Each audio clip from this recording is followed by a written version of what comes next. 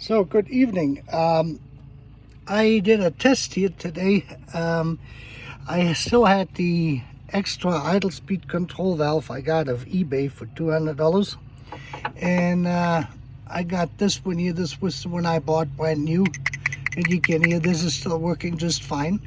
And I wanted to investigate the issue of where this is coming from when the engine is hot, that the idle speed can go up to about 1,000 or 1,100 RPM, and when it is cold it is idling at the correct speed.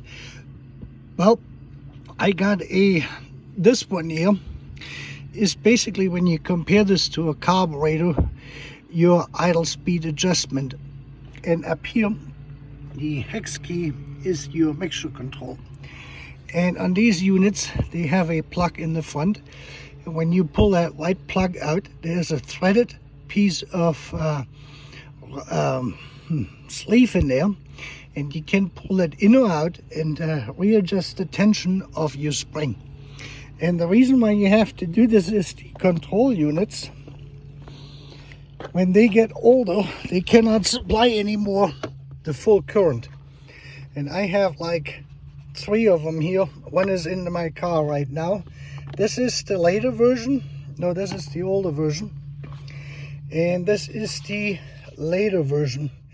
And as you can see, is they have revision numbers on here, 412, 001 and 004. And if you look here, it will tell you here, this is an LS 001.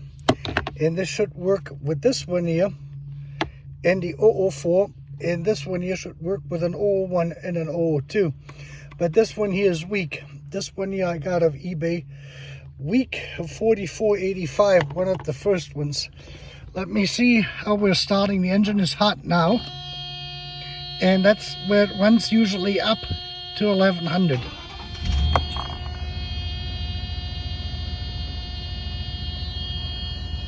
So we should see the engine now dropping, which it does.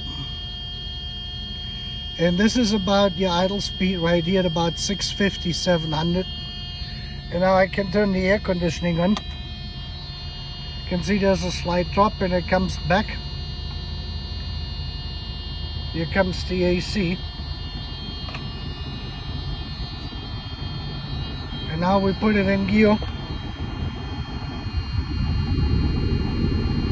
Yep, right at 650, 600. 600 now. Yep. Well, and if I turn this off, it idles briefly up and it comes back down.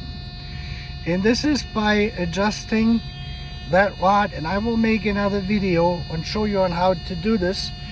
If it doesn't adjust, I had it first working with the older unit, with this one here.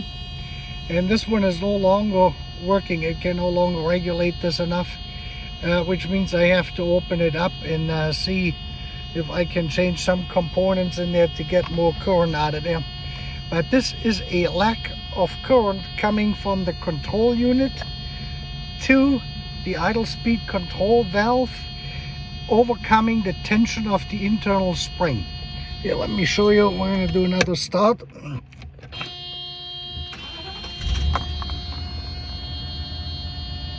So this is where my problem was now with this particular idle speed control valve, that the idle speed was too high. So that kind of fixed this. And of course I got the new one here, which I'm going to explain a little bit more. I will do that in the theoretical video. So if you want to know how to adjust this properly, follow me on that next video. Thank you.